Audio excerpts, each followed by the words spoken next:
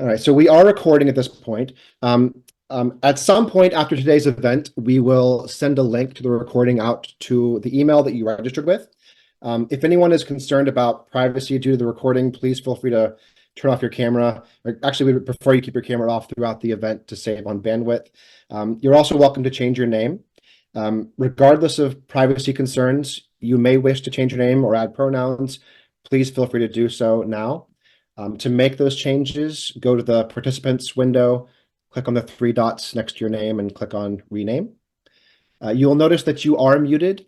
We ask that you remain muted throughout the Zoom session today. At the conclusion of the talk, we will transition to a Q&A session with questions that you pre-submitted during registration. And if time allows, we'll also read questions that arise during the talk.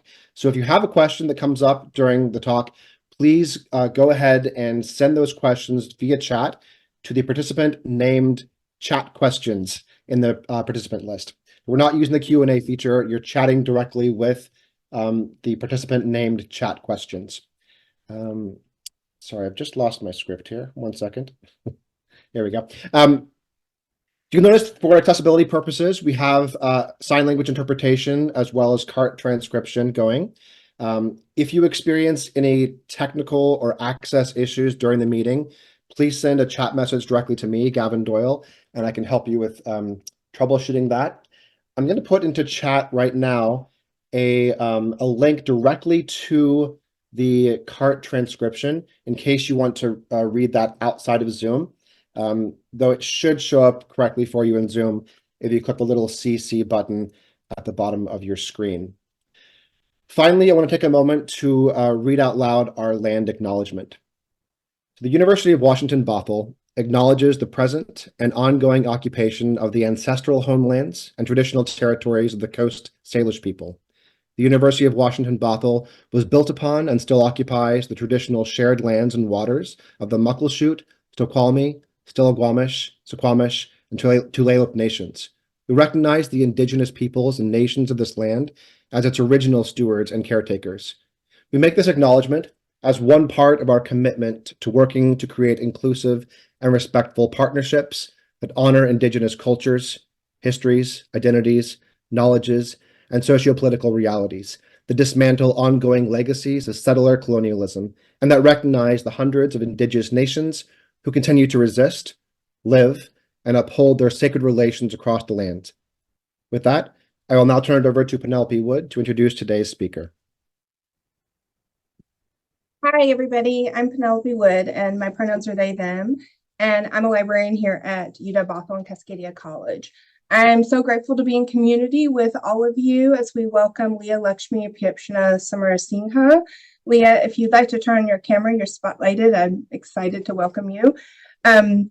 Leah is a writer, older cousin, cultural and memory worker, divinator, writing teacher, space creator, low-tech survival technologist, and structural engineer of disability and transformative justice work. They're author or co-editor of 10 books, including The Future's Disabled, Prophecy, Love Notes, and Warning Songs, Beyond Survival, Stories and Strategies from the Transformative Justice Movement that is co-edited with Juris Dixon, Tonguebreaker, Care Work, Dreaming Disability Justice, which is the one of the readings that is part of our reading group, if y'all would like to join in on that, and Dirty River, a queer femme of color dreaming her way home. Leah is a Lambda Award winner who has been shortlisted for the Publishing Triangle 5 times and won Lambda's 2020 Jean Cordova Award, honoring a lifetime of work documenting the complexities of queer of color disabled femme experience. Since 2009, Leah has been a lead performer with the Disability Justice Performance Collective, Sins Invalid, a Disability Futures Fellow. They are currently creating living altars, building power and space by and for queer, disabled, QT BIPOC writers and creators. They are Jackie and Anna's grandfemme from Burgher and Tamil Sri Lankan, Irish and Ukrainian Galician Rome lineage, Sikh, disabled, and autistic, a non-binary femme on the stoop, a writer, and a grown-up runaway making home and family. Raised in Worcester, Worcester, Massachusetts, They have home in Toronto, South Seattle, their body, and the beloved dead and disabled brown imaginary. They are a New Philly resident after being a longtime visiting cousin. Welcome, Leah, and thank you for coming to speak with us today. Thank you so much, Penelope, for that warm and beautiful welcome. I did not realize you were going to pick my longest bio, which I love the best, but thank you for reading it. And I just want to thank Gavin, Chinyi, and everybody who did a lot of work to bring me here today. I'm going to pause for access. Great. I'm a fast talker. I'm going to visually describe myself. I'm a light-skinned, young-looking, late 40s mixed race person with not purple anymore, green and brown curly hair on one side of my head, green earrings, and some dark purple lipstick. And I'm coming to you from Philadelphia, Pennsylvania, which is the ancestral territory of the Lenape Nation, Lenape. I'm really happy to be here with you. I wanted to start by not only acknowledging and thanking everyone who organized this event and did all of the work to make it happen, which is a lot of work in any university space, and especially in university spaces like this one that are home to a lot of first generation and college and immigrant students, workers, and staff. I want to thank the access workers who are making this space accessible. And I also want, most of all, to acknowledge the disabled people who are here in this room. I want to acknowledge and thank disabled students, workers, and professors and others who are attending this talk. And I say that because often we are both hypervisible and invisibilized at the same time, really on purpose, and we don't get to be named as people who are beloved and needed kin. And we are either seen too much or not seen at all. So I just want to say I witness you. I witness the work it takes for you to be here, and I witness your brilliance and the importance of you being here. So thank you. I wanted to start my remarks by saying that we are right now in a very particular, I would say, surreal and dire time for disability in higher education and in most of the parts of the world. A friend of mine who's a disabled Asian academic was sharing recently that they got feedback on a research proposal they'd done that literally said, you know, research on disability just isn't as relevant now that the pandemic is over. And I was like, first of all, over? Like, who said it's over? We know it's not over. Second of all, that statement made blood shoot out of my eyes. It's rare for somebody to say so bluntly what people feel all the time, that when disability is more grounded, they're really waiting for us to go back into the closet any second. You know, disability justice as a movement is going into its 20th year next year. And disabled people have been organizing and struggling and surviving for decades and centuries before that. And 4 years ago, right around this time, I was living in Seattle, Washington, like a lot of folks probably watching this or in the Seattle area, which, as we know, was ground zero for COVID-19 as a pandemic in the United States. And, you know, it's really interesting to think back to that time because it was such a time of terror and real fear that our loved ones and ourselves could die. And so little information, so little good knowledge about how to protect ourselves, so much death. And at the same time, it was a time we saw and witnessed and were a part of this huge upswing in people giving a shit about collective care, disability, mutual aid, anti-capitalism, masking, washing your hands, survival. In the middle of hell, there was and is a lot of hope. And all of us who are disabled that I know were like, we really see that when able-bodied people are affected by disability, so many kinds of access and care and justice that we have been fighting for years, often without success and often with huge resistance, are available in a heartbeat, right? So many of us were so salty about, oh, when everybody needs virtuality, people can do that. When everybody needs people to wash their hands, we can do that. When there's a mass acknowledgement that we are grieving and terrified and that we need room to be sad and scared and slow and cancel and not come into work when we're sick. There's room when everybody needs that in ways that there hasn't been room when it's quote unquote just disabled people. And we also saw then, and we're continuing to see, a huge backlash to that liberatory, another world is possible time, and all of the amazing disabled magic that we made and are still making. I'm one of many disabled folks who predicted that because of COVID-19, the majority of the world is arguably now disabled. There are so many people who are living with long COVID, with things that are long COVID that are not considered long COVID because the government has done a lot of things to cut back on testing and on the quote unquote proof that's needed to count as really disabled in a system that locks people out from being able to access disability.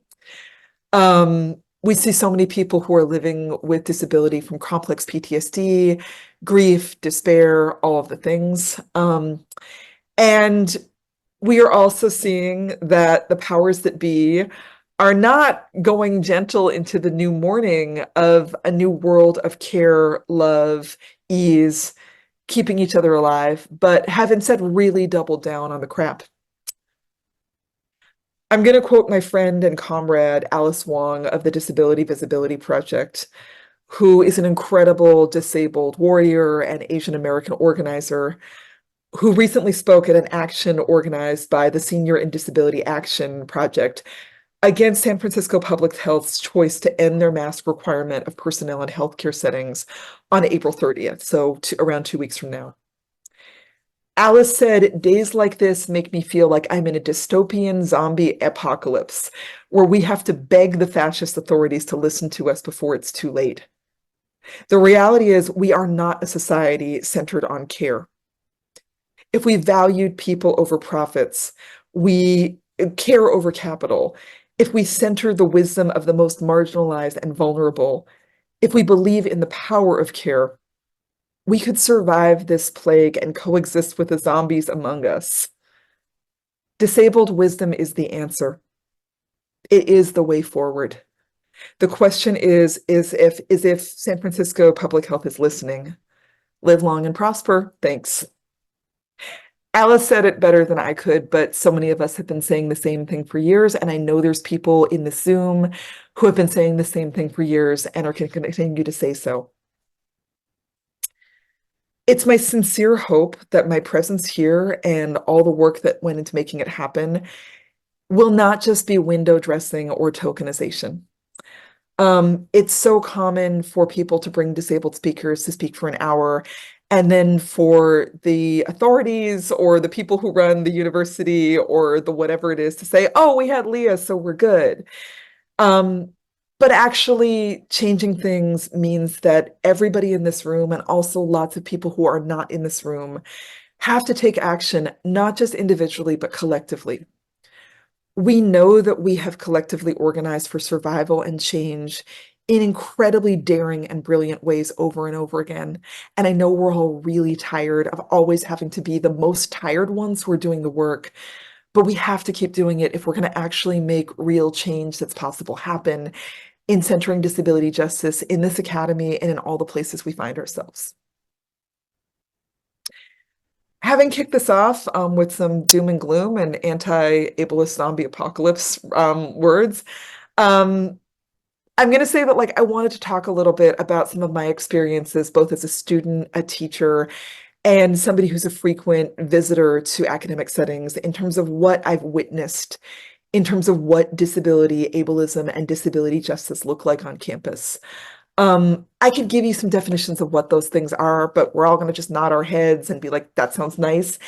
I think that storytelling is really important, and it's much more important for me to tell some of the stories of what my life has been like as a disabled student and teacher, and what I've witnessed in working with disabled students, faculty, and staff on campus. So I'm just going to start there. I want to start by saying that both my Bachelor's of Arts and my MFA were completely inaccessible in different ways, and none of them had to be inaccessible in those ways. And in both cases, I went to school after the Americans with Disabilities Act passed. I'm some of the ADA generation. I am not like my mother, who's a polio survivor, and my father, who's somebody who grew up in Sri Lanka during and after World War II, someone who's living with complex PTSD. Both of them are disabled and neurodivergent people who faced school without any legal backing to their survival and had to figure out a way to do it. I'm part of the generation that we're into where there's technically laws in the books that are supposed to support us. And what we see instead is, as many people have said, the ADA is a ramp. It's not the whole gorgeous building and all the brilliance that we do inside. I went to undergrad in 1993 to 1997 as a first generation working class mixed race student who was starting to be chronically ill, was always been autistic and was not diagnosed, and who was deeply depressed as a survivor. And I am not exaggerating when I say that there was close to zero access physically and mentally. And what I was told in the early 90s, which so many students are still told, is that when I was facing incredible barriers to me being able to participate and flourish as a student, that I was told, well, you either need to suck it up or you need to take medical leave if being here is too much. And that's not equity and that's not justice. And so many students who are disabled who are told that to this day know that going on medical leave is something which means that if we take it, we lose our housing, we lose our scholarship, we lose our health care. And that scholarship, low income, Black and brown, first generation students cannot afford to do that. My mother literally told me, medical leave's a nice idea. That is for white boys with money. You cannot afford to do that. It also is a classic example of shifting the burden of access to the individual disabled student instead of to the institution that has the money and the power and the onus to make sure that we are all able to fully show up.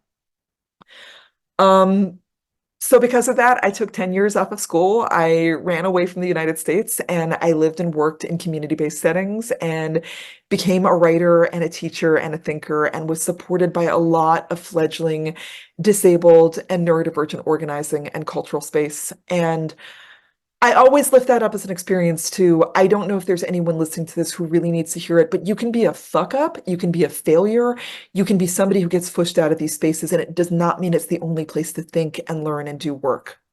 And at the same time, we deserve to be any place we want to be and need to be. And our disabled brilliance is needed in academic settings. We are not just people who it's like, oh, isn't it nice? I know it's not really accessible, but we put out a ramp for one day just for you. Universities and academic settings miss out on so much when we are kept out. And I don't just mean the super cripples or the people who sometimes can score high on the tests and talk fast and accurately the way I do.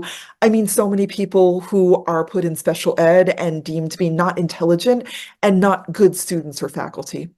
There are many kinds of brilliance in the world, and the Academy is set up on purpose to exclude so many of us and our kinds of brilliance from these walls. So jumping ahead, I went back to Masters of Fine Arts School for Creative Writing in 2007, and I had hung out with disabled people for a while, and I kind of girded my loins a little bit, and I was like, I'm going to try and get those accommodations. I'm going to go for it. And what I ran to at that point was the wall of the Access Center saying, oh, that's really nice. You need to show us your proof. As disabled people, one of the barriers that we run into in academia and also everywhere is the assumption that we are liars who are trying to get special privileges and get over and hustle something that we don't have a right to. There's what I would call a carceral or a gatekeeping model of disability that literally says, no matter how quote unquote visible or invisible our disability is, that us saying we need something is not enough, that we need the stamp of approval of somebody from the medical industrial complex to prove that we are what we say we are. And this is a really great example of how systems work. In 2007, this was before Obamacare. This is when George H.W. Bush II was still president. I had been schooled by so many disabled people, as many of us have also probably experienced, to not disclose my disability or my chronic illness on any official record, because it would mean that I had a pre-existing condition and I would be barred from getting insurance and healthcare access. So I did what my mother had told me to do at age 7, and I lied to doctors, and I figure out workarounds to get my access needs met on my own. That's not everybody's experience, but that was mine. I also, as a working class brown queer person, was going to the free clinic that I waited for 4 hours to get care. And where often I saw someone for 10 minutes, which hasn't really changed. So I did not have bespoke medical care that was, ushering me into a world of accommodations necessarily. Um, so when I went to the accommodations center and I told them that story, they were like, wow, we're really sorry, but we can't help you. So what that meant was that I was limping a mile and a half in from the bus stop that I took to school to class. I was not able, even after I got a disabled parking pass in a car, my $600 1991 Honda Camry or Toyota Camry, I often couldn't access disabled parking. I have a dynamic disability where I regularly get flares and I get sick. And I also have specialists I have to see. And I can't just say, oh, sorry, you gave me that appointment, but I got to go to class. When you get a specialist, you have to take that specialist appointment. And there were things that professors never thought of as access barriers, but there were things like, well, you can only have two absences, and then it's going to start affecting your grade, which then would affect my financial aid. So I got a lot of, you've got to come to class. It doesn't matter if you're sick. You're only allowed 2 sick days. And I was like, that might be real for somebody who's able-bodied. It's not real for me. I almost lost my graduate assistantship, and got put on probation because the person who was the head of the department said, you are consistently 10 to 15 minutes late.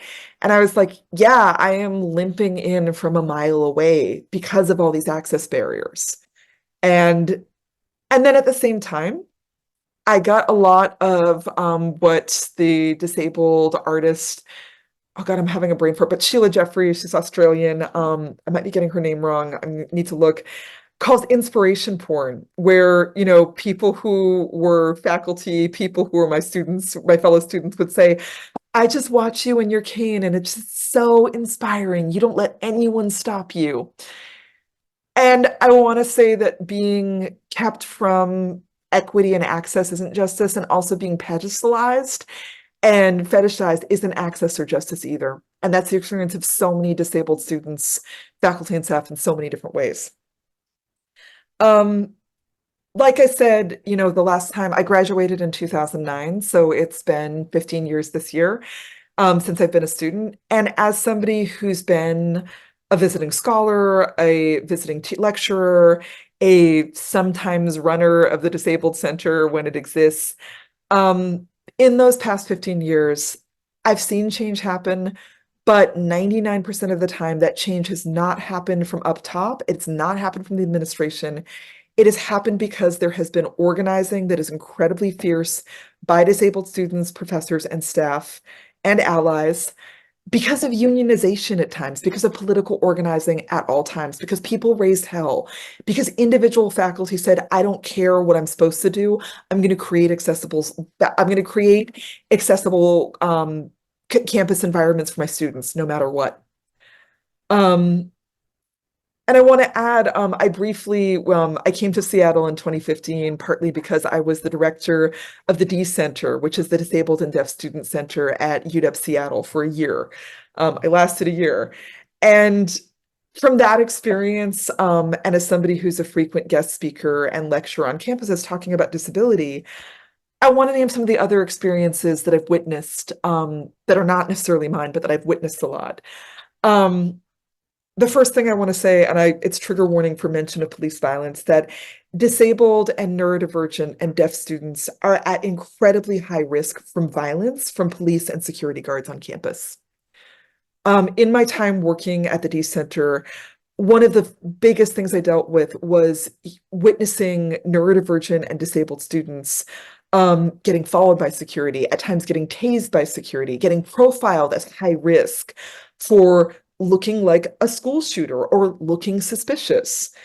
And disabled, Black, Indigenous, and people of color students are at even higher risk for all of those things, because we all BIPOC students are at risk for security, thinking that we don't go here because we don't fit the profile of being a student or a professor. There's so many incidences of police violence on campus, and we know as disability justice organizers that 50% of Black, Indigenous, and people of color who are shot by the cops or other forms of security are also disabled, deaf, or neurodivergent. There are a million examples of this. We cannot end police violence of all kinds without addressing both racism and ableism because they go hand in hand. I want to start there. The other things I want to say are that there's a huge struggle to get basic accommodations by students on campus. And I want to say that I have witnessed a few accommodation centers on campus that truly are fighting on behalf of their disabled students, faculty, and staff, and are championing and fighting to be advocates for disabled people. And I would say it is much more common for the accommodation center to function as a space of gatekeeping that is designed to protect the bottom line of the profits of the university. I have witnessed so many accommodation centers literally saying things that are incredibly dangerous. Like I remember one conversation with a so-called accommodations worker. I'm going to pause for a producer switch. I remember hearing one accommodations worker say to me, wow, these disabled kids, they ask for really crazy things. One student actually thought they could go here for free. Can you imagine? And I was like, actually, yeah, because under the Department of Vocational Rehab, a lot of disabled students do have the access to go to school for free. If somebody's a vet and is disabled, there are funds that allow tuition reimbursement. There's actually a lot of ways that somebody disabled could actually access, and I've known disabled friends who have gone to school for professional training or education for free. That's not somebody making something up. And it was so clear that that worker was thinking that that disabled student was just so quote unquote crazy and entitled. And I was like, wow, you really don't know how to do your job. That really sucks. I think there's a huge need for there to be disabled folks who are working in accommodation centers who can fight in allyship and organizing with disabled students, faculty, and staff on campus to push back on the monster that wants to cut costs wherever it can.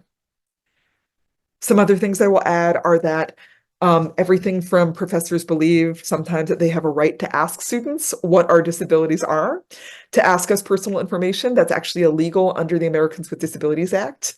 The ADA states that if I'm somebody who has an access need, I don't have to tell you about my mental health condition or my ostomy bag. I have a right to say, hey, I've got a right to privacy. This is an access thing that I had. You need to give it to me. A lot of people don't know that, but that law was fought for by disabled organizers who literally crawled up the stairs of the US Capitol, literally sat in our wheelchairs, literally hunger struck, and did so many decades of organizing to ensure that we had equal access. And the ADA is still incredibly inadequate, but it gave us the right also to say that we have access under the law and that we don't have to put on a show and talk about our personal and vulnerable information if we don't want to. I will also add, I'm not just shitting on professors. There are a lot of professors and staff, and I know there's people in the room who really work in the trenches to make sure that there are accessible spaces on campus for themselves as disabled professors and staff, and also for their students. And the onus is put on individual professors who want to build access into their classrooms, on those professors to do that work, find the funding, bring in the equipment, change everything up. There's not structural support too much of the time from the university to be like, hey, you shouldn't have to have a third job ensuring access. This should be something that's built into the marrow of this university.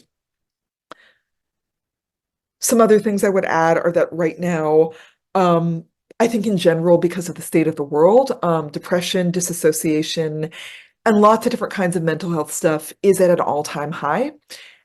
And those are disabilities, and those are disability access needs. There are so many professors who, everyone I know who's a professor is like, I am having the hardest teaching time of my career because it is so freaking hard for people to show up because things are dire, because people are being forced back to work as working students while sick, because the CDC just said, oh, you can go back to work if you have COVID after 3 days if you have a Kleenex in your hand. I'm being sarcastic. Because of all of the burdens of grief, of the mass losses that we have survived, that we're being forced to bear individually as the government and as lots of systems say, that there's nothing to see here in what I and other disabled people have named the Great Forgetting. A couple other things I will add into this list of doom is that, disability is really normal. It's really normal. The World Health Organization and the United States Census statistics say that between 30 and 40% of the world is disabled. And disabled people have said for years that we know it's higher because there's a lot of people who get that knock on the door from the census person, and they say no when somebody says, "Are you disabled?" We are not a tiny aberration that from the norm. We are the norm. And it is a disability justice really common saying to say that all bodies have needs.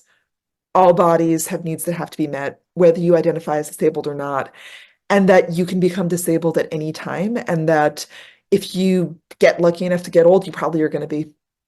And we also say that like more access creates more access for everybody. This is my soapbox part of the speech.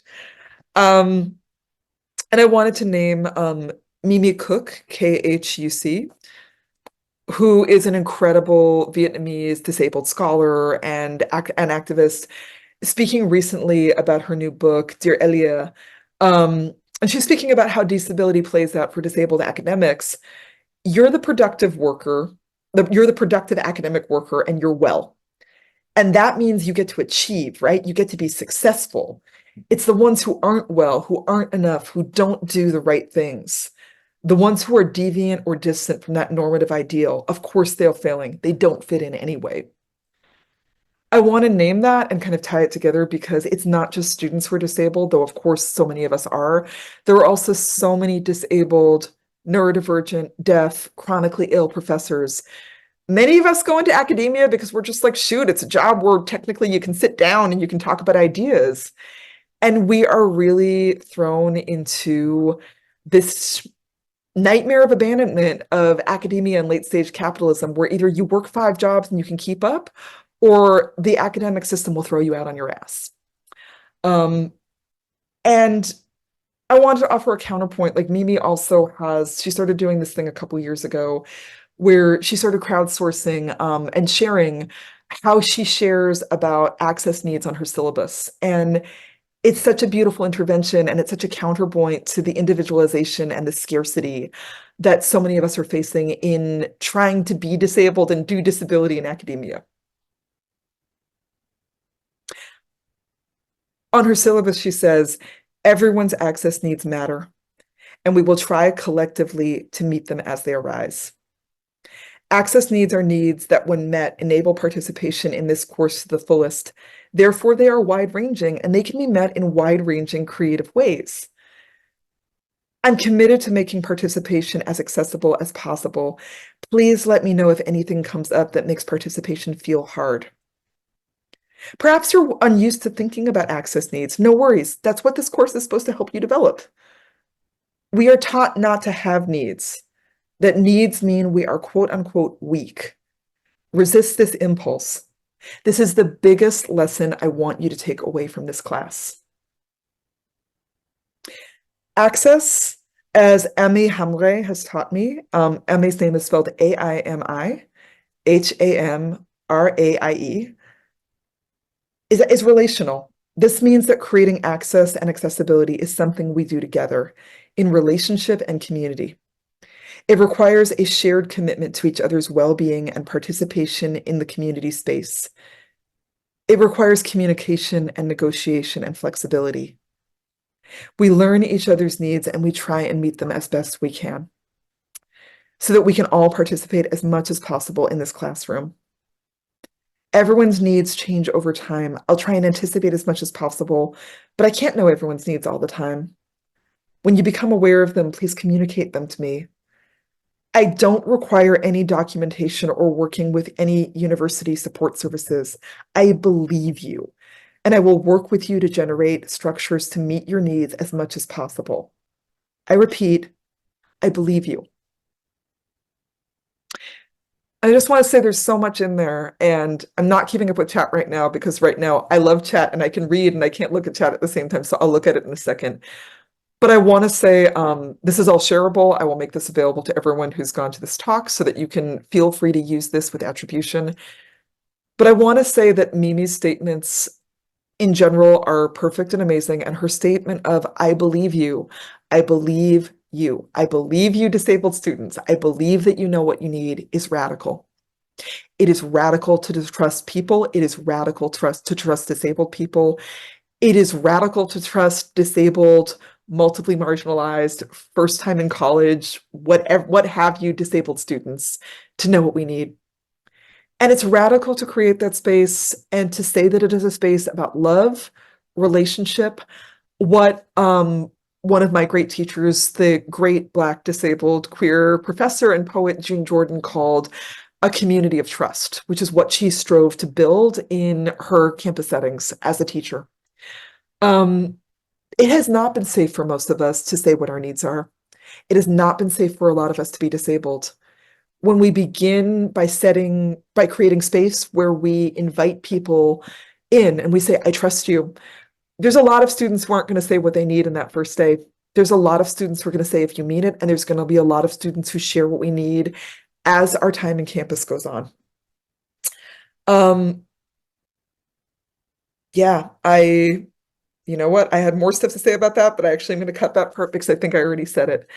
I am going to move to doing a little screen share and some definitions now, and then people ask some really amazing questions, and we're going to get into those too, so it's not just me being a cute green-haired talking head. I'm going to go ahead and attempt the magic of screen share right now. Please wish me luck. Okay.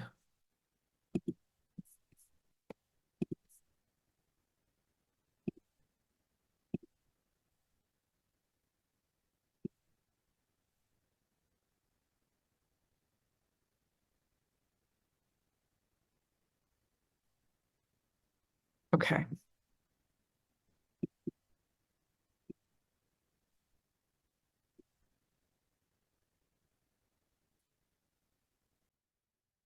Here we go.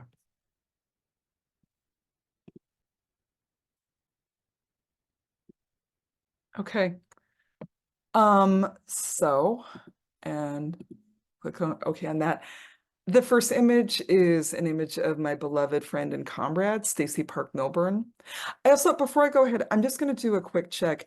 I'm seeing my screen. I want to check to see if somebody can auditorily say, are they seeing the screen that I'm sharing that has I the can image? see. Yep. Okay. And Patties plus Crips. yeah, and is the person who's interpreting with ASL still visible on the screen? Yes. Yes. Okay, Yeah.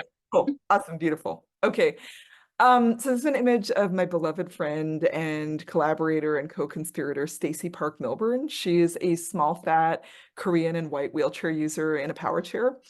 She's in front of a blackboard type of thing that says, what's your vision of a queer future? And underneath she's written Fatties and Crips, action to close the camps, August 28th, noon, ICE, San Francisco, no body is disposable.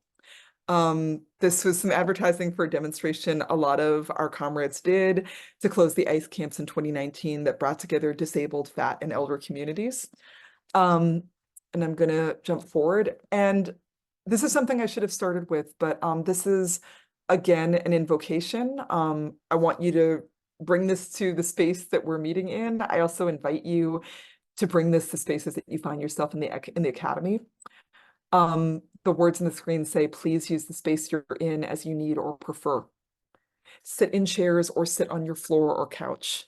Pace, lay down, rock, flap, spin. Move in, out, and around your space. Communicate through your body, the chat, Zoom features, voice. Use Q&A to ask questions. Close your eyes, draw, doodle, write. Go pee when you need to. Allow yourself to be present by doing the things that help you. What I'll say about this is that often people are like, how do we do disability justice? How do we do it? How do we do access? And they want the checklist, they want the 5 things, they want something that's fixed, and the checklists aren't wrong. But a lot of the times it's stuff like this that actually is a lot quieter, gentler, and actually really possible, and actually something that so many of us long for. There's an image on the bottom of a bench by the disabled artist Shannon Finnegan that says, "I'd rather be sitting, sit if you agree." I'm gonna go to my next slide. Okay, so this is the thing I always do where I do very basic definitions for non-basic things. So I'm going to start by defining disability. I've talked about disability. I kind of, front loaded with a lot of heavy storytelling, and now I'm going to go to definitions.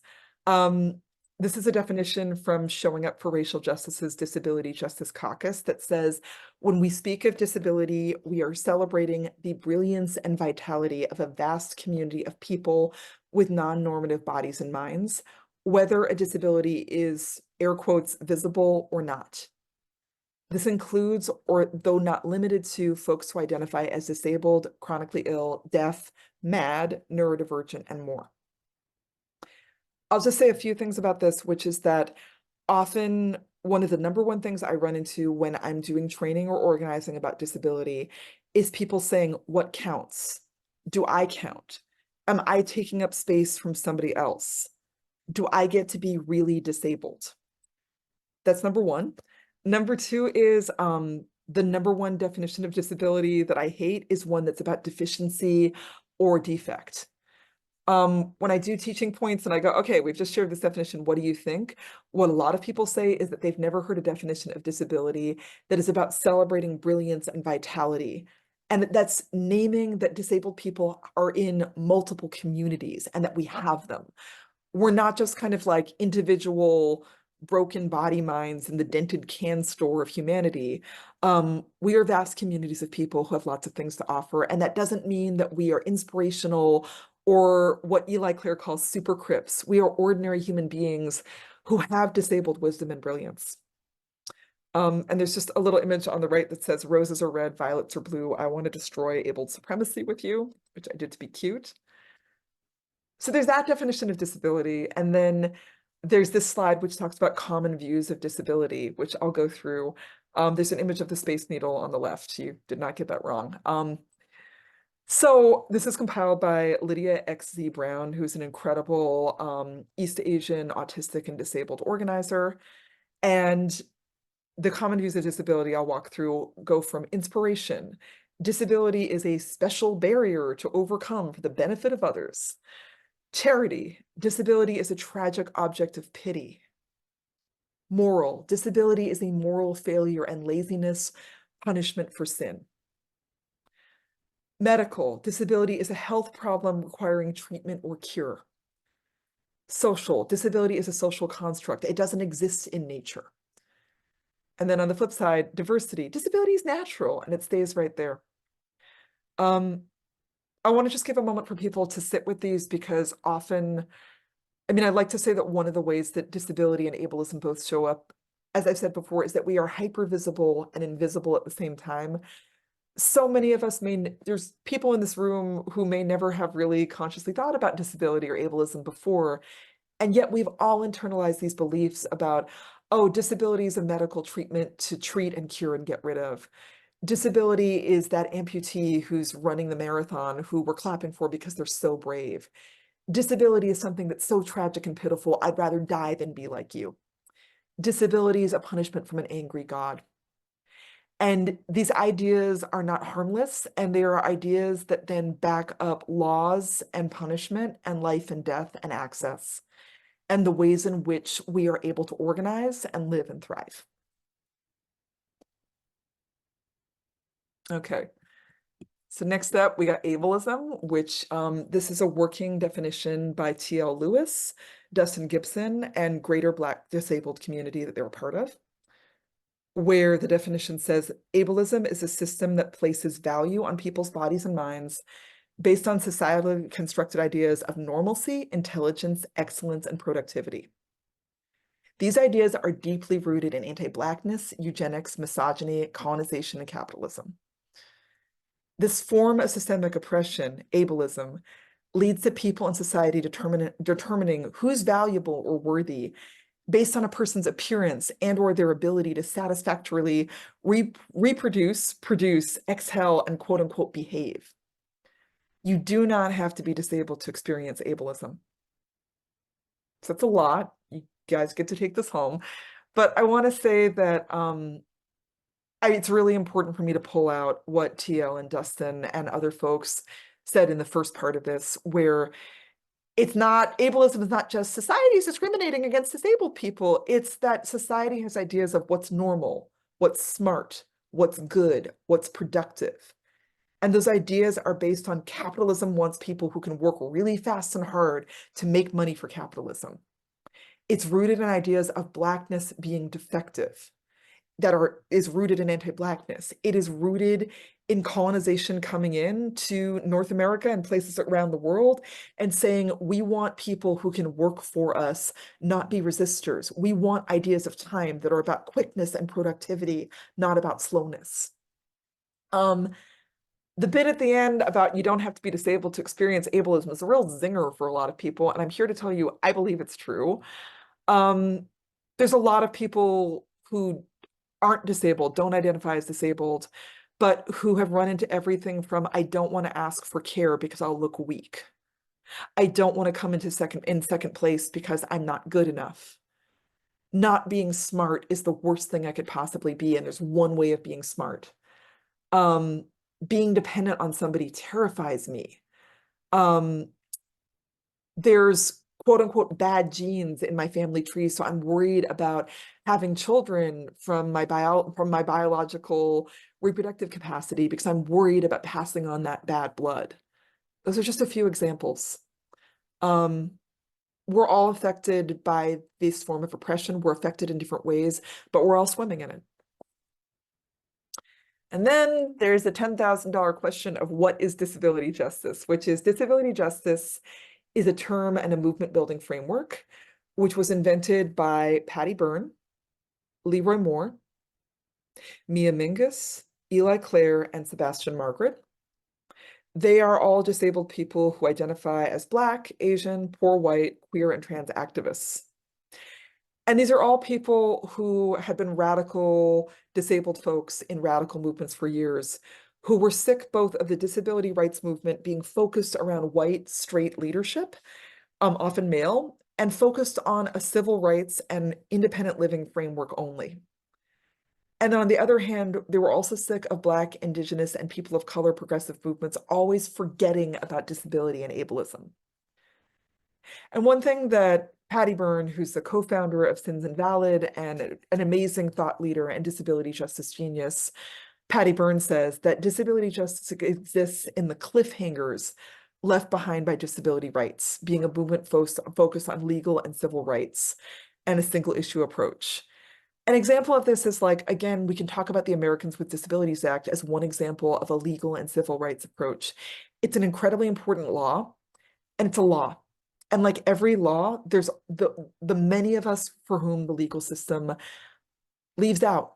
Under the ADA, if I'm a wheelchair user and I go to the pizza place and there's a ramp, or sorry, there's not a ramp, there's stairs and I can't get in, the ADA says, okay, great, you can go ahead and sue. That's not just, go ahead and sue. What if I don't have the money to sue? What if I'm undocumented? What if the law is going to look at me and see somebody who's a quote unquote bad cripple, not a good victim? Why is the onus on me and not what disability justice would propose, which is how come there's not funds to remake all buildings so that they're fully universally designed and accessible? Why is the onus on the individual person who's harmed to use a legal system that we may or may not be able to access? That's just one idea.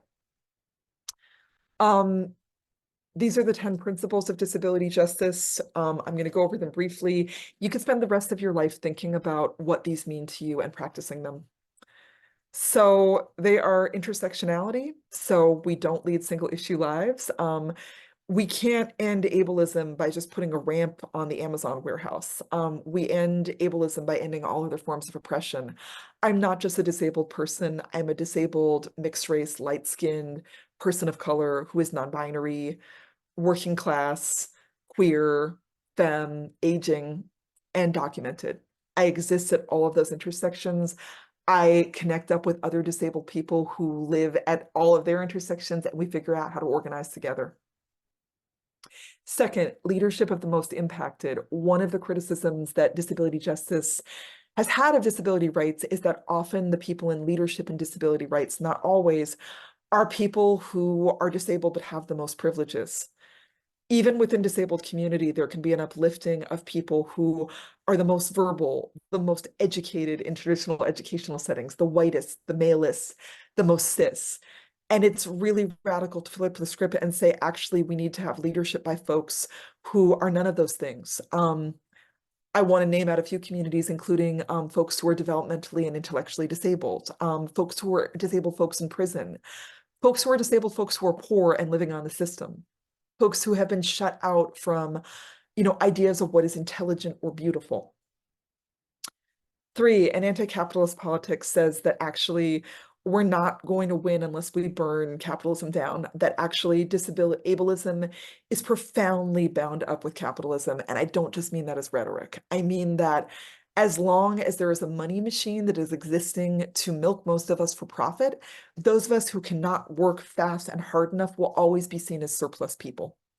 We have to end capitalism to be able to end ableism. We can't just put a Band-Aid on it. 4, commitment to cross-movement organizing means that we have to work in coalition, we have to have each other's backs, we have to learn each other's struggles, and we have to fight for each other. 5, recognizing wholeness says, again, that all bodies have needs that must be met, and all bodies are whole.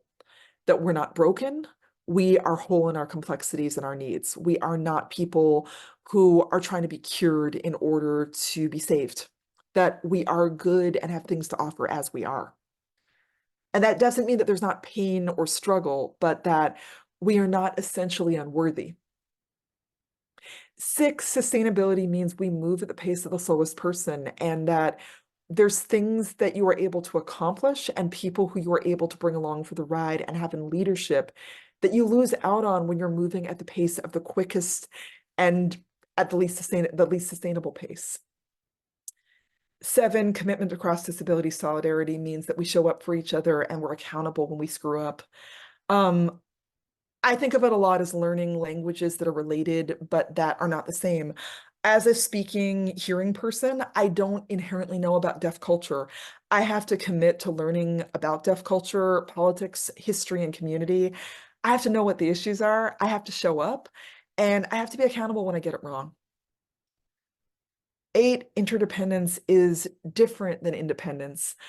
You heard me mention the independent living movement before, which is a movement that came out of disability rights in the 60s and 70s that very much was a push to get people out of our parents' basements, out of the back rooms, out of institutions, and to fight for our right to live on our own. And that is beautiful, and I'm absolutely for that.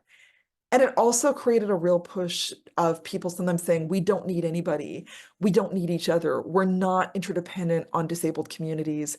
We don't need to figure out how to be in community. And disability justice says instead, yes, we need to be in the world. And also in order to be in the world, we need to learn how to build community with each other. Last up, and I know this is a lot of talking, and I'm going to try and move this. Collective access means that access is often thought about as a service that is provided to us as disabled people by somebody else, by a personal care attendant or a parent or a caregiver. And that it's a service and we are the recipients of the service. We are the grateful people saying thank you. And collective access says instead that access is something that we can make together, that we can build collectively. And that, yes, some of us do work with people who are paid or unpaid caregivers who are doing that life-giving, high-tech skill of providing care. It's not unskilled work, it's highly skilled work to provide care to somebody. And also, we are not just clients who are receiving care. We give care to each other. We give care to ourselves. We can collectively evolve care together out of that disabled brilliance. I'll just stop there. And finally, collective liberation means like it's all of us or none. Like we win together or we don't win at all. And I want to say that these all, a lot of the times, like these all sound like really nice and people nod and they go, okay, what does it mean? And I really want to recommend both the book that's pictured on the right of this slide, Skin, Tooth, and Bone, The Basis of Movement is Our People, which is an image of a spine, irises, and squid, and on the cover, and beneath it says a disability justice primer by Sins Invalid second edition. I'm also going to shout out and put in chat the disability justice audit tool that myself and Stacy created, where we ask people to really reflect on how are you practicing interdependence? What's hard for you about interdependence in your life, in your community, in your work, in your organizing, in the world? What's the next thing you have to learn? Like, where can you learn it? How can you practice it?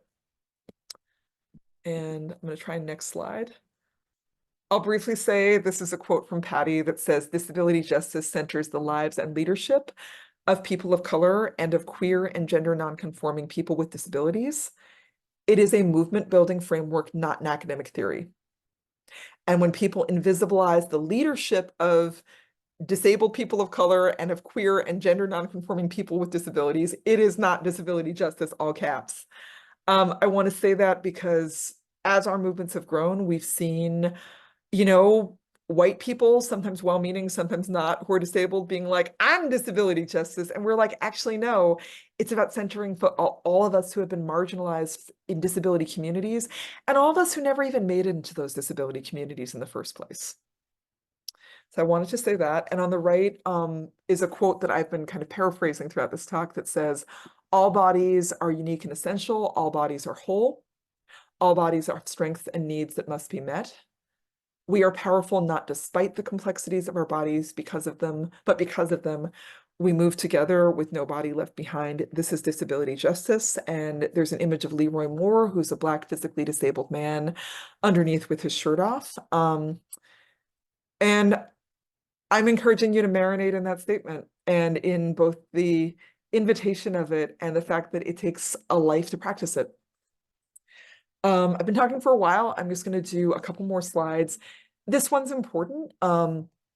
It's a quote from Mia Mingus, who's a queer, physically disabled Korean organizer, from her speech Moving Towards Ugly, which she gave at the 2011 Femmes of Color Symposium in Oakland, California, where she says over and over again, I meet disabled women of color who do not identify as disabled, even though they have the lived reality of being disabled. And this is for many complicated reasons around race, ability, gender, access, etc. It can be very dangerous to identify as disabled when your survival depends on you denying it. I wanted to say that because she wrote these words 13 years ago, and they still really hit in so many spaces where I share them, where one of the wins of disability justice is there are so many more people who are feeling the freedom and the ability to claim disability, to be like, yep, that's me, and I've got a relationship to it. Or even if I'm not disabled, I'm aware of disability. I'm learning from disabled folks and disability justice organizing. I'm taking that wisdom. I'm figuring out how I can be supportive. And what is still true is there are still so many of us who have been taught that actually in order to survive, we need to minimize our disabilities and pass as able-bodied and neurotypical as much as possible. And that is particularly true for those of us who have fewer privileges. So I just want to name that because every time I speak or lecture or train or organize about disability, this comes up. And for those of us who are Black, Indigenous, and people of color, we have our own histories of disability, and they are both beautiful. And also when we start unpacking them, there is so much grief in those places. It's our family members who got sickened from pesticides from being farm workers in the fields. It's our family members and us who are survivors of medical experimentation. It's our family members and loved ones who either went to jail partly because of ableism or who got disabled in jail because of violence and lack of medical treatment.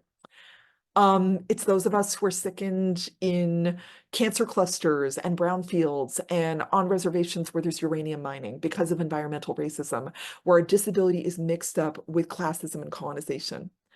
Our histories are powerful, and the reason why disability justice exists is that in the mainstream disability rights movement, we have not always seen our disabled Black, Indigenous, and people of color stories and issues highlighted. I'll just talk a little bit more and then I'm going to wrap up and then I'm going to segue into some of your questions and then take some more questions if I can forward.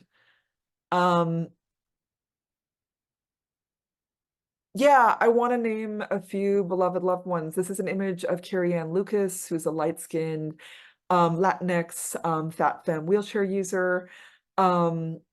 I want to, and I want to talk about organizing because I think it's really important to know that like we're doing stuff. So I want to like call out the medical abuse hotline that was created to honor Carrie Ann's legacy and also talk about her work. Carrie Ann Lucas was a badass fat queer Crip warrior gone to the ancestors too soon. She was specifically killed by capitalism, specifically insurance company greed. She was murdered by United Healthcare that denied her the antibiotic that she knew she needed, and instead they gave her a cheap one, and it created a systemic infection that murdered her in her 30s. She was an incredible organizer, and her loss is an incredible loss to so many of us. She was an attorney. She was a disabled queer Latinx single parent of 4 disabled kids. She literally used her body as a blockade in the successful fight led by disabled people to defeat Trump's attempt to destroy the Affordable Care Act and Medicaid. She controlled her power chair with a wire with her finger, and when she and other disabled folks were blockading the state capitol in Colorado to protest the end of Medicaid in 2017, she pulled the wire out and she told the cops when they showed up, yeah, you can Google how to do it. And she was just like, try moving me in my wheelchair. Just try it. I want to give you her story because our stories are of loss and they're also of resistance and they're also of us using our disabilities to fight. And whether you are disabled or not, you might need to hear those stories. And if you are a disabled student, staff, or academic who's like, okay, great, but how do I do this at UW-Bothell? I want you to think not just of disability as something that needs to be served, but as a source of power that can be used to make change. I want to talk, I mean, especially because you're in the Northwest, about disabled climate justice work. So many of us have said that as disabled people, we are both the canaries in the coal mine of climate crisis, and we are the people who have the CRIP skills that are going to be, as Alice Wong said at the beginning of this talk, what we need to survive. There's images on this page of Masks the People. There's a screenshot from a Tumblr where there's an image of an N95. There's a description from an organization called Lightning Bolt that was active in the Bay Area. And I'll briefly summarize. It says, wildfires in the northern San Francisco Bay Area are raging. Many folks have lost their homes and people all over the Bay are being affected by the smoke. We're raising money to purchase P95, P100 masks for the Village and Feed the People, which were 2 big homeless encampments in Oakland, to distribute to houseless folks all over town. And then there's a Venmo and a PayPal. There's an image on the right of Mask Oakland, where the O in Oakland is a mask. And there's an image of somebody who's a Black person with 2 braids in a pink jacket handing out masks to somebody at a bus stop. So as somebody who lived in Seattle from 2015 to 2022 and who has been around and done a lot of mask and air emergency organizing, I will say that disabled people knew about masking before wildfire smoke became an endemic climate change reality. And we were some of the first people who, when the smoke hit, were like, here's what you do. This stuff is dangerous. It can make you sick. It's smaller than tiny particles. It can go right into your blood, into your bloodstream. Here's what an N95 is. Here's what a P95 is. Here's the different kinds of wildfires. Here's what an air purifier is.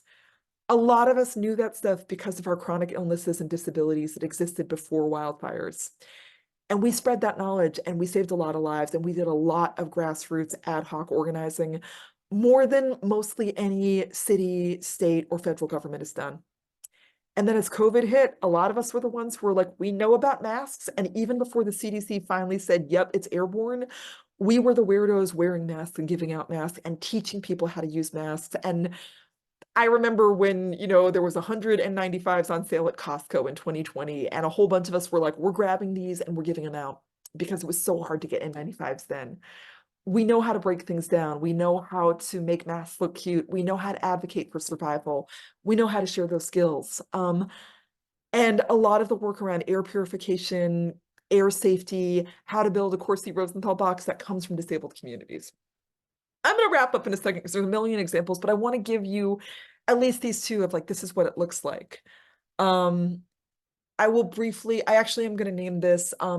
I want to talk, those first 2 examples are more focused around physical disability. I also want to talk about MAD/mental health organizing. This is a screenshot from the Alternatives to Calling the Police During Mental Health Crisis Collective, where they're just like, it's one of those like Instagram boxes where it goes like, what can you do instead of calling the cops when someone's in crisis? And I'll just name a few, but 24/7 warm line, basic needs met, believe disabled people, have peer support networks of mad people for mad people, no armed service workers. So if I go to the grocery store, there's not somebody there with a gun who's going to pull it out if I look weird. Having a crisis plan or a wrap for when I start having a hard time. Support for care workers and paying them well.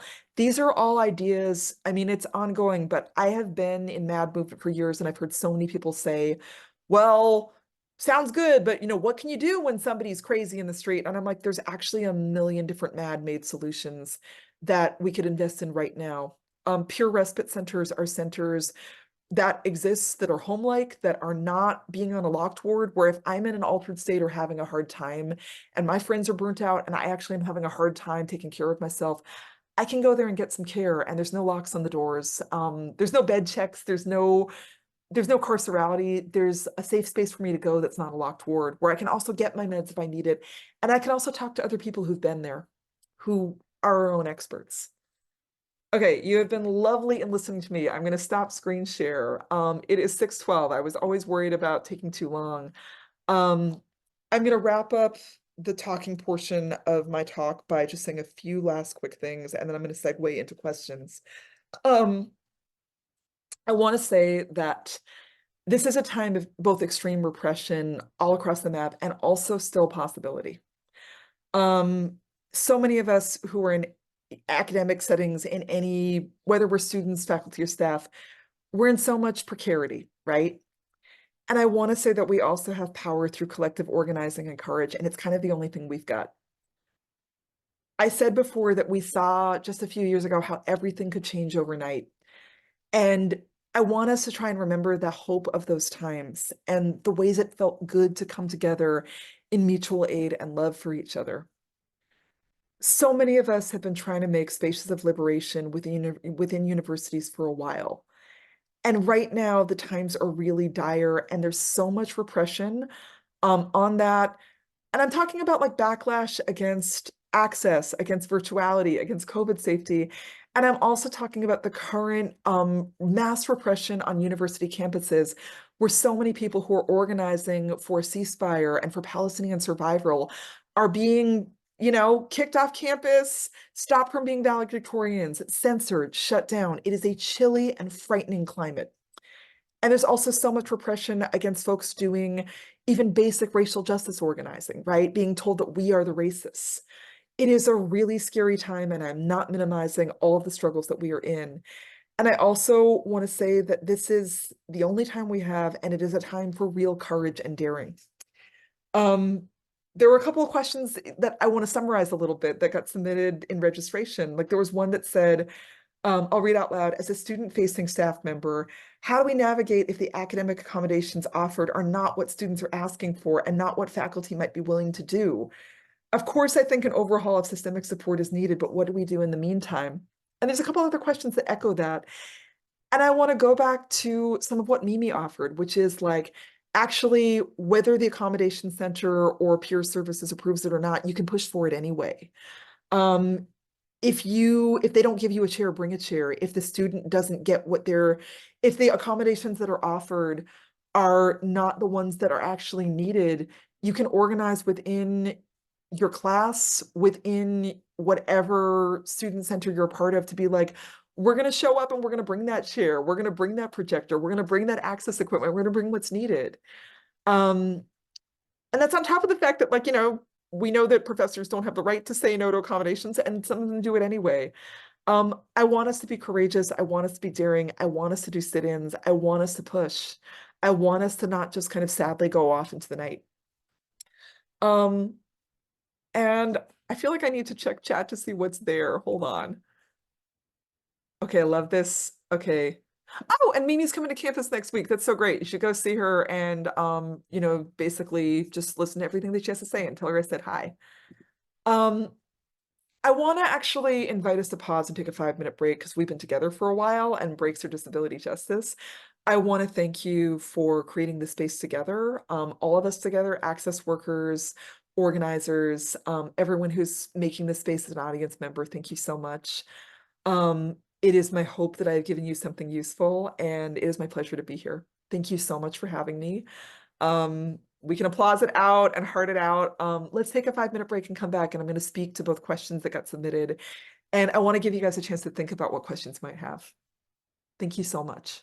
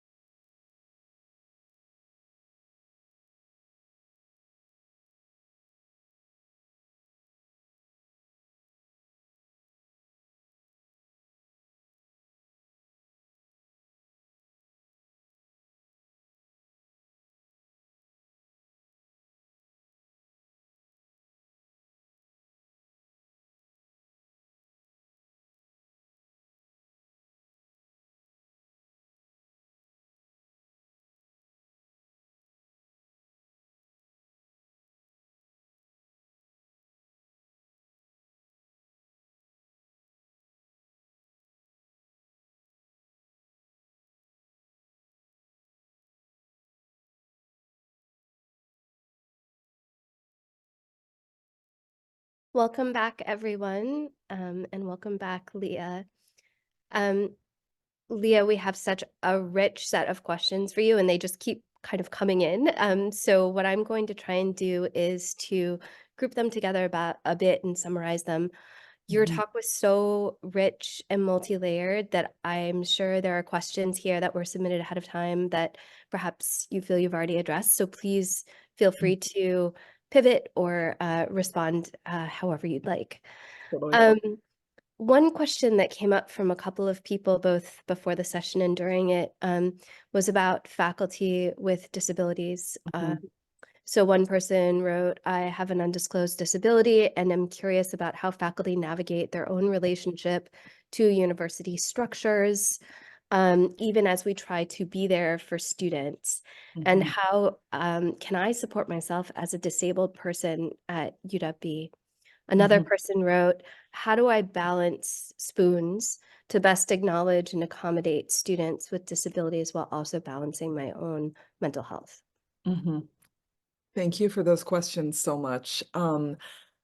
Yeah, well, I say this with the caveat that like I am not at a university. I am an iterant guest lecturer, and that's because it's, for what it's worth, it's like being an independent scholar has been more independent for me, more accessible for me than being a full-time worker. But the questions made me think of my really good friend and comrade, Naima Lowe, who is an incredible Black disabled queer professor who was forced out because of racism of Evergreen State some years ago after a lot of racist violence on campus, and who has my utmost respect, where she shared some of her work as a disabled Black faculty member to address these questions. And I remember she was like, yeah, it gets tricky sometimes, because there was the year that she was like, I'm going to make this space accessible. And then every single student was like, we all want an independent study, basically, because none of us want to come to class because it's really hard. And she was like, I totally hear you.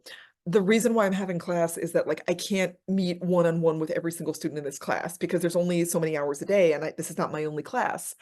So I think these are the places where the rubber hits the road around practicing this. And I don't have a one-size-fits-all answer, but I will throw out some different answers, and you can take what you like and leave the rest.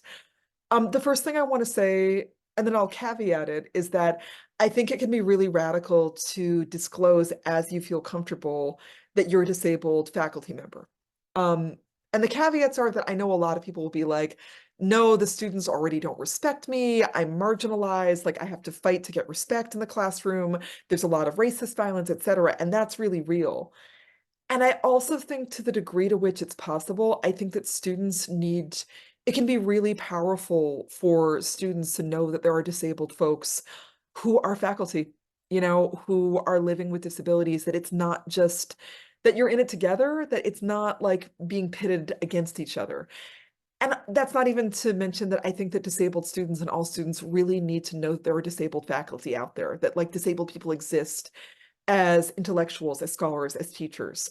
And I say that, and again, your mileage may vary, and people should not feel any pressure to disclose details or more than we feel comfortable.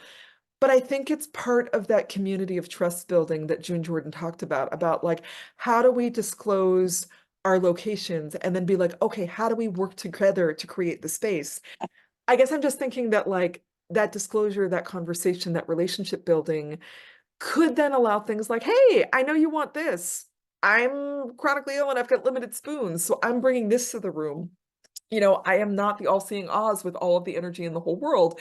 We need to figure out ways to negotiate and collaborate and be disabled creative to make a space that gives us what we need together, is one thing I would say. And I'm also just going to look at the question again, because that's some of the ways my brain works.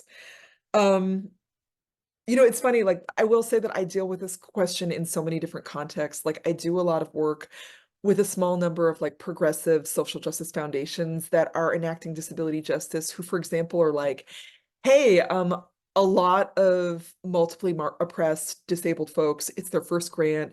They need a lot of support to be like, what is this wild world of applying for money from some strange place? And the person I'm speaking to who works at the grant place is like, I'm a disabled brown person who's tired. I can't meet one-on-one with 100 people. So it's a lot of thinking about, Can you have like one ask or two ask me anything sessions? Can you have a fact document? Can you also name, hey, I'm not somebody who's gatekeeping, I'm actually in the family. I'm somebody who is also working with like against ableism and in the teeth of America, of the dragon called America, and with limited spoons. How can we collaborate? And I think to speak to that question, how can I support myself as a disabled person at UW Bothell? I was like, oh man, I don't know. You know that better than I do, I think, but I think that everything starts. I will say that like all disability justice organizing on or off campus starts with what do you need? And then seeing who can be an allyship to get those needs met. And it can be, I think often with any kind of justice movement, what can get hard is well, what we need is total abolition, or what we need is total access. And then it's like, well, that's a long way away. So I really encourage folks who are thinking about organizing to think about starting small and scaling up. And I think that starting small is a disability justice practice because it's what is accessible with limited spoons. It's like, what is one thing that we could try and win that would make a measurable difference that we could build on? And I think that every place there's disabled people, we know what we're facing. Like we know what the barriers are. So I think about like, what's one place we can start? It actually makes me think of a group in Toronto years ago, DAM 2025, Disability Access Movement 2025. And they were like, we're just going to pick a goal that we want at least some of the subway stops in Toronto to be accessible by 2025. And you know what? It is 2025 next year. And a lot of the Toronto subway is still not accessible. And in 2001, when that group started, none of it was accessible, and much more of it is now. And I'm not saying, ooh, that's great. But it is that pragmatism of like, let's start where we are. Do we need to buy an air purifier? You know, do you as a professor need to be able to say, hey guys, I'm going to say what my access needs are, and I'm going to say what my boundaries are, and I need you to respect them if you want me to respect yours so we can be in this together. Yeah, like I could go on, and like my answer is not comprehensive, but like I think I will start there. I hope that answer is partially helpful. Yes, so helpful. And for those who aren't aware, I think your answer also echoes a lot of what is in Care Work, which is one of the books that we're reading in our reading circle. So I invite folks to also explore that more deeply in the reading circle. So we have a number of questions that have come through around sort of trying to figure out what the best practices are for supporting students in various spaces, whether it's classrooms, through our pedagogy, in libraries. I see questions about supporting students in intramural activities. And so I'm wondering if you have some wisdom that might kind of run throughout those different spaces, or if you would like to take those questions a bit more individually, and I'll post this into chat. Yeah, I would love that. I also, let me look at it in chat and then I'll think about it. Well,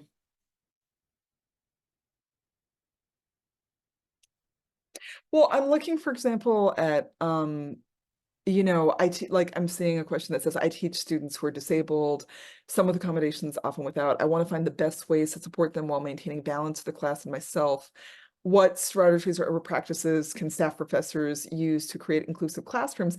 I mean, I think, first of all, you know, I want to say that like a lot of this is like, just offer access. Don't wait for students to do it. Just offer access for everybody.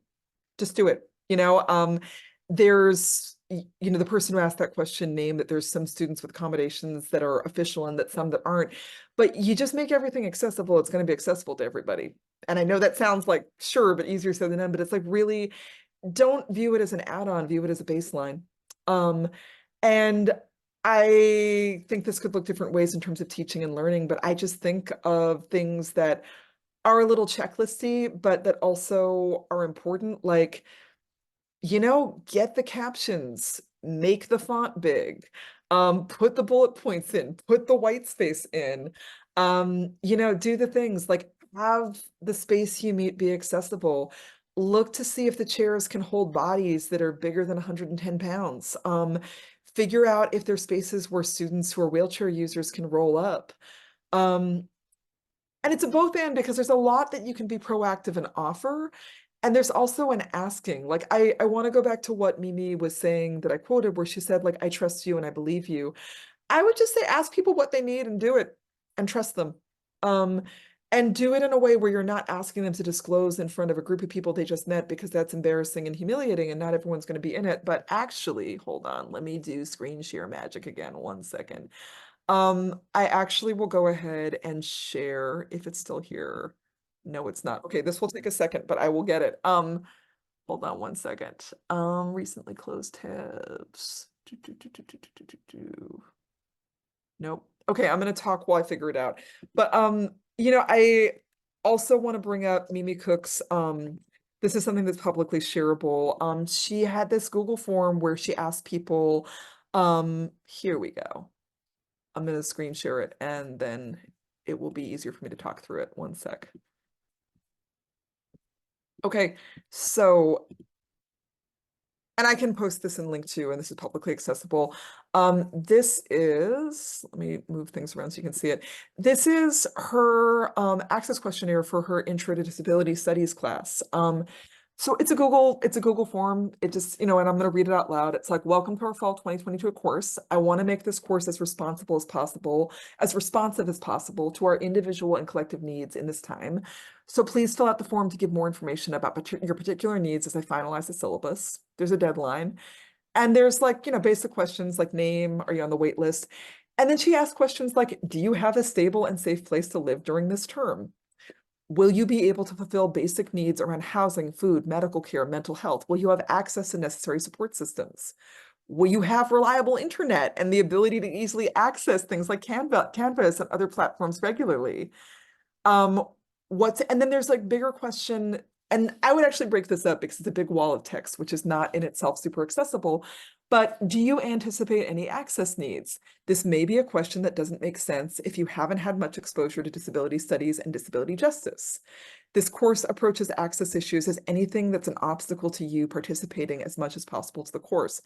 I'm not going to read the whole thing because it's a lot of text, but what I will sum up is that some things that are important here is that she's like, hey, I'm going to ask you what your access needs are. And she actually goes ahead and she models it by saying, I personally am having a lot of trouble with screens lately, and I have to limit reading and writing on a laptop. So I'm currently preferring short posts I can read on my phone. I also have had to reduce email response drastically. And like many people, I may have a child at home doing remote learning at certain points. So I need childcare I don't have, and I need a lot of flexibility. So there's something really beautiful in there about both asking in a way where someone can disclose and it's private, modeling what even is these access needs we're talking about. And then, and this speaks to the question from before, modeling that she's a disabled professor with needs. And she's like, here's what some of mine are. And so it's not just, putting the onus on the student to disclose personal and vulnerable information. It's also being like, I have needs too, so I'm going to share about it too. And there's room for do you have any more questions? So I would say that's just one example, and I'm going to stop share now, but that's one example of a really concrete way in terms of teaching to build in access. And it's really different than the kind of standard model that I know that we've seen and that a lot of people have probably done, where on your syllabus, it's that terrible boilerplate language of this class is required to adhere to the Americans with Disabilities Act. So please, if you have reasonable accommodations, that have been approved through the accommodation center, please let us know no later than blah, blah, blah date. But instead making it more open, being just tell me where you're at and what you need, and asking questions about, do you have food? Do you have support? Do you have a place to live? Because a lot of students might not, right? And asking how can I support you is really important. I'm going to go back to the chat and look at that question again real quick.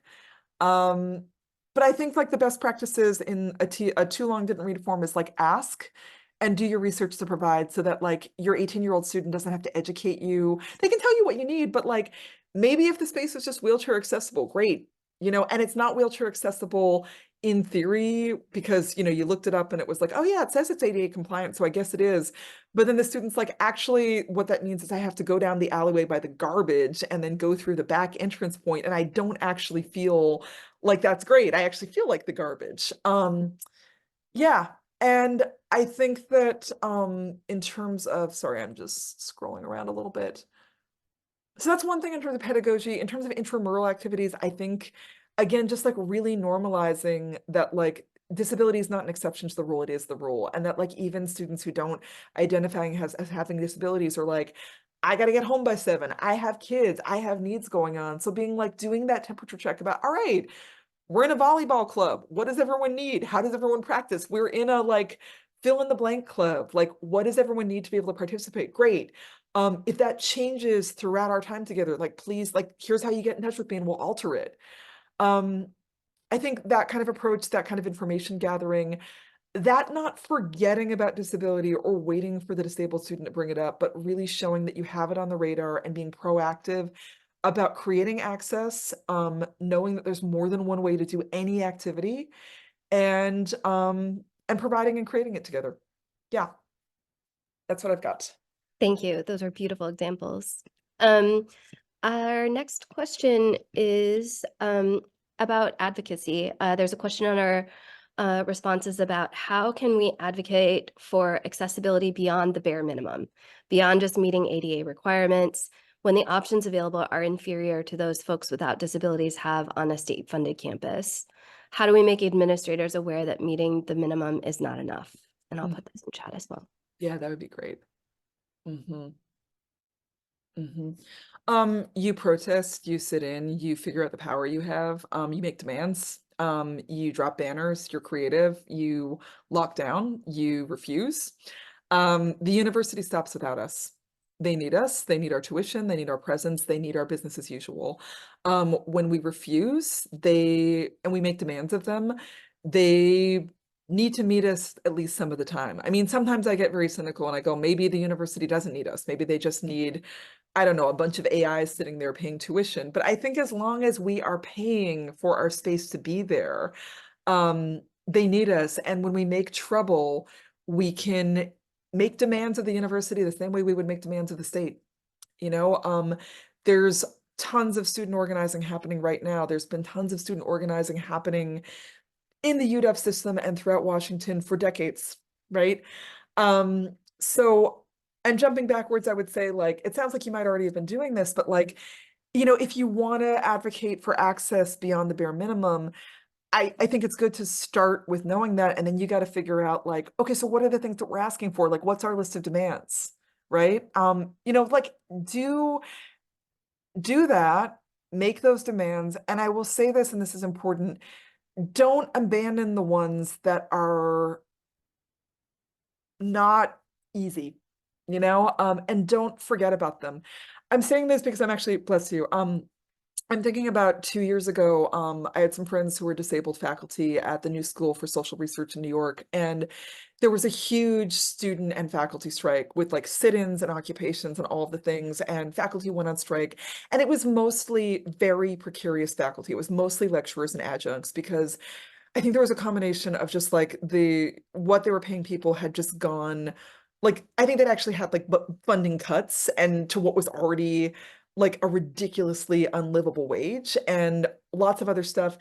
And there was amazing organizing. And then honestly, a lot of disabled students and faculty got abandoned because they were people who were like, we still need to have virtual or hybrid you know, class, like we're immune compromised. We actually cannot be in these, like the New School prides itself on having these like small seminar-based classes. And they were small when I went there 30 years ago, and they're packed with like 2 to 3 times the amount of students now.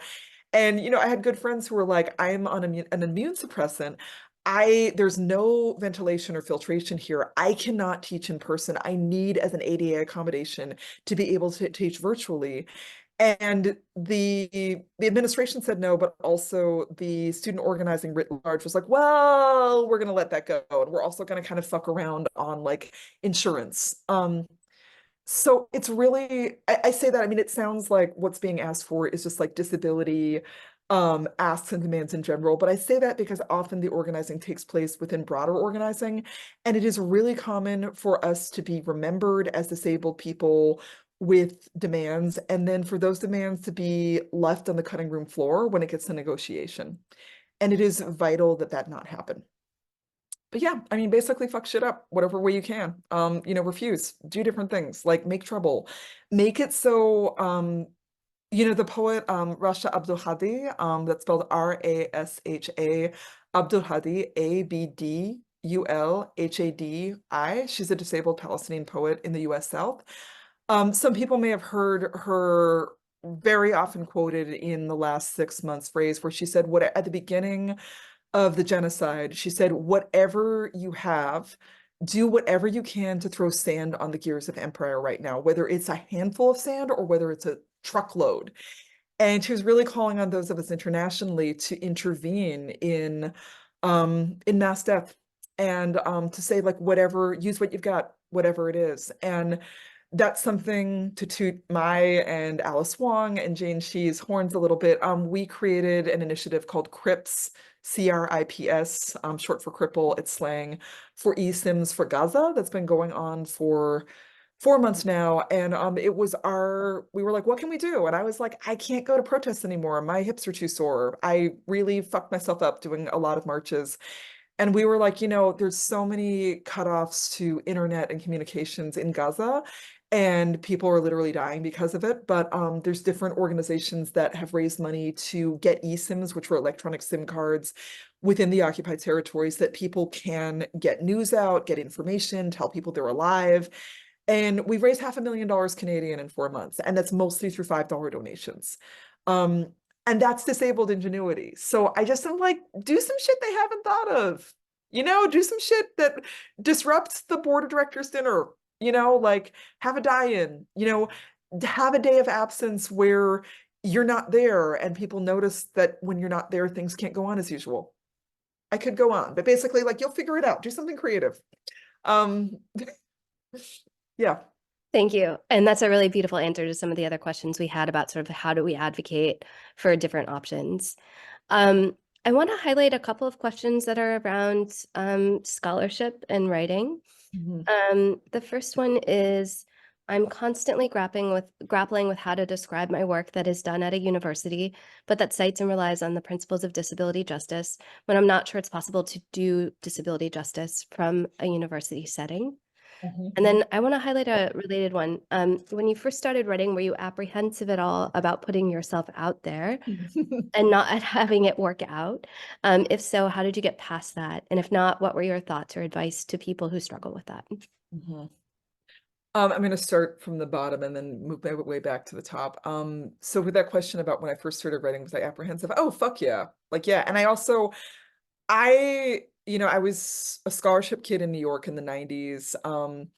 And, I was going to poetry slams and I was soaking up so much art and culture. And I was a really, really severely depressed, very crazy with a capital C kid. I was in a depersonalization episode my whole first year of school. And there was such emphasis, which there still is, on like, oh, you've got to blow up and be famous by 21. And I was like, I'm a depressed nerd who's really struggling with suicidal ideation. And I am like, I'm autistic. I don't know it. I have gotten out of a very abusive family situation. I have been working to get on this scholarship and get out of my parents' house for years. And now I'm here and I still don't know how to talk to people. And I was just like, well, shit, I guess I fucked up my chances. Like I'm not famous at 21. It's all over. And I had a very disabled pathway to writing because, like, first I ran away from America and for a long time, like, I wasn't reading publicly, but I will say that, like, one thing that really helped me was finding the spaces of community and identity support. Like, I was raised to be like a smart scholarship kid, but I completely felt like a fish out of water in undergrad. I felt stupid. Like, I was really struggling. Like, I didn't know what the word pedagogy meant. Like, I was trying to, like, look up all of this, like, weird academic language, and I just felt dumb. And I also was just like, if not this, what? I'm going to go back and work at the mini mart? Like, I don't know. And I was in writing classes that were not all, but were pretty white, and where people were just trying to be Jack Kerouac. And I was like, I don't know how to write about the stuff that I really want to write about. It doesn't feel safe in this space. And I know safe space is complicated, whatever, but there was just like real racism and sexism, and I did not feel comfortable as a 19-year-old brown slut, telling my stories. And I'll pause for interpreter switch.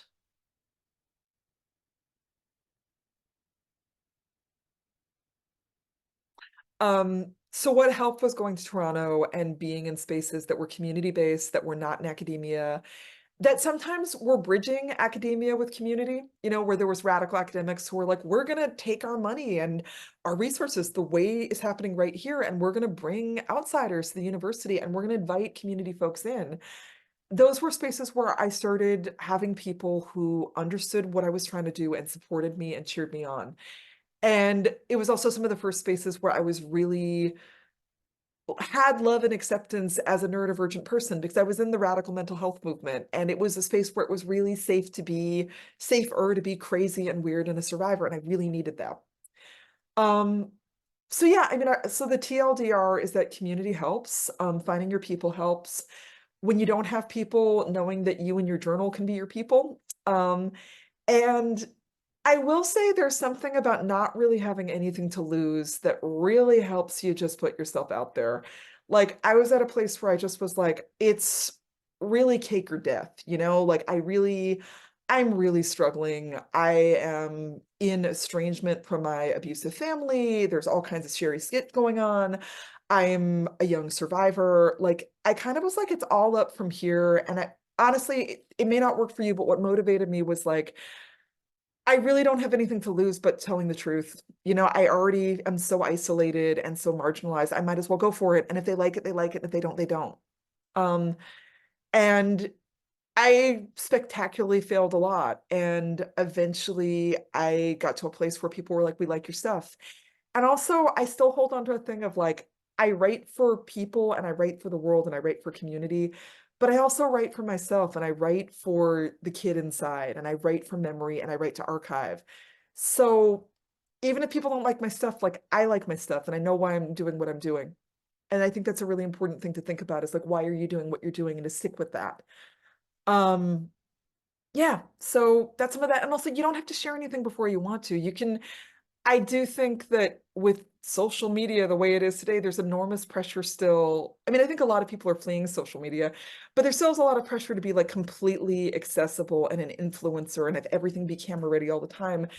And I'm really hoping that the internet falls in this way a little bit and that we can go back to analog. And even while Instagram abides, I think that the writing that you do in a zine, in your journal, just for yourself, just for your 3 friends, is just as valid as something that's published or that's out there in the world. It's really valid. It's really important. Yeah, if that's helpful. And then scrolling up, yeah, the question about, I'm constantly grappling how to describe my work that's done at a university, but that cites and relies on the principles of disability justice when I'm not sure it's possible to do disability justice from a university setting. Yeah, that's a great question. I would say that I hear that, I think I get that. And I think that I want to say that, oh God, so many things. I feel like I know people who are maybe coming from a similar place as you, who would say, I won't call my work disability justice, but I will call it something that learns from and respects and is in relationship to disability justice.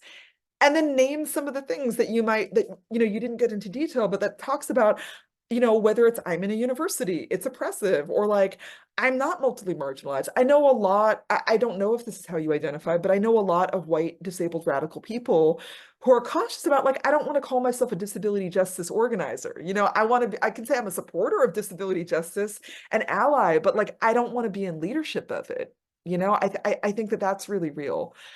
And I also think, jumping back, that like naming, if you do that writing or you're describing your work and you say it's in relationship with disability justice, I think that like making transparent and like really naming that place that's like, I don't think it's possible to do DJ in a university setting, and then saying, here's why, and here's what's going on in the university setting, is super important.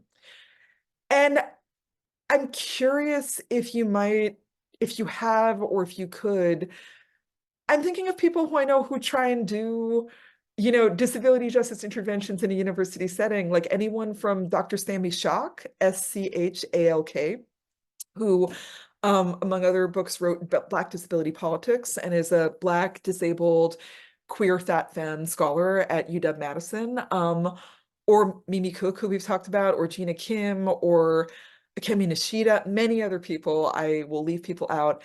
But I think about folks who are Black and brown disabled scholars who are really I mean, we are always, Laura Hershey was a white disabled queer poet, and she has this line like, we're always here as disabled people, thriving and unwelcome in this, the only place and time. And here's the thing, like, I don't think there's any university that's like set up on disability justice principles, but whether or not it is, we still carve out space. And it's a radical project to carve out space and say, no, fuck you. We're going to make space in here. And yes, it's going to be a negotiation. And yes, it's going to be imperfect. And yes, it's going to be pushed on. But we are here thriving and unwelcome. And we're going to try and fuck shit up. So, and that's disability justice practice. I don't think disability justice should only live in the academy. I don't think it can. But I know that, like, as a mixed race brown first generation, person, my mom went to Worcester State. It was a really big deal for me to go outside of Massachusetts state universities for her and for my dad. It was really important for me to push my way through that hostile, unwelcoming environment and be like, fuck you, I'm going to get my piece of paper. And I think that we are always in negotiation and struggle with chiseling the crack wider and being like, hey, we are going to push to make more room for everybody here. And that's true in university settings. And it's also true a lot of times when people are like, where's disability justice in academic settings? I would say one of the places I see it the most sometimes is in community colleges. It's not necessarily at all and I'm not saying that where we are is, but it's not in elite settings, ironically, because those settings have the most money to, make access happen, and they won't, they refuse, because they are really built on ideas of being by and for the elite, which necessarily excludes 99% of disabled people. But, when I go to Tacoma Community College, they got ramps and they got students who are going back at 37 and students who are there with TBIs, and it's not a wonderland and everybody's not getting all their needs met. But there's more of a sense of like, hey, we're all here and we're all learning together and we're younger, we're older, we dropped out 3 times, we had mental health breakdowns, we have access needs, we need to be able to go to the bathroom with our attendant, and I think there's something to be said for a praxis of bringing as many of those practices into university spaces as possible and fighting that fight as part of disability justice work. Leah, thank you so much. We're running up against our time. So what I'm going to do is put a couple of just like words of appreciation that have been sent your way into Thank chat. you. And then I'd be happy to cede the floor to you for any last words or wisdom, or if you are all talked out, we have a brief closing that we can end with. Yeah, I'll take the appreciation, and I just want to say I appreciate you. I appreciate everybody who has worked to make access happen here. I appreciate all the questions and the space. And Nora, thank you so much for asking those questions and collecting them. I really appreciate it. And thanks to Gavin, Ching Yi, the students, everybody. Let me see. And I'm looking at the chat for appreciation. Oh my goodness. Yeah, and Nora, thank you. I saw your comment about the disabilities you have, and I'm really happy to share my story. Oh, and thank you for this gratitude. I really appreciate it. Yeah, and I think I am, I think I've said what I came here to say. But like, let's raise hell, let's survive and make the disabled future. And I guess one thing I will say is that, I get hired to be this like fancy person with a weird haircut who comes to talk and be smart. And I think that sometimes, especially as disability justice has been around for longer, there can be this feeling of like, oh, I could never do that. Like, you're different. And I really mean it. I really want you to take this away that like everybody in here has a part to play. Everybody in here has wisdom and work to do. And we are all freaking needed. So really start where you are with your 2 people or your notebook or whatever, and figure out some form of advocacy and organizing or cultural work you can do. Thank you. And I would welcome hearing the closing. Thank you so much. This was incredibly inspiring, and we've just enjoyed so much engaging with your work and engaging with you today. Before we close the meeting, we just want to give a couple of additional thank yous. First, to the support of Dimitri Summers in the UW Seattle Disability Services Office, which has provided support for ASL and CART captioning. The EAC initiative is a group and collective effort, but it couldn't exist without the support of Associate Vice Chancellor and Dean for Student Success, Cinnamon Hilliard. So we'd like to thank her and her entire team, Deborah, Kim, Todd, Richie, Liz, thank you all. We also want to give a shout out to our ASL interpreters, Ginevra Diani and Elizabeth Herberger, and to our CART captioner, Eva Dienda. And of course, to Leah for your time, your passion, and your ideas, and for being willing to join us today. Thank you so much. You're welcome. Thank you. Have a good night, everybody, or good afternoon. Thank you all. We will circulate video recordings and scripts and everything in the coming days. So thank you. Beautiful. Have a good night.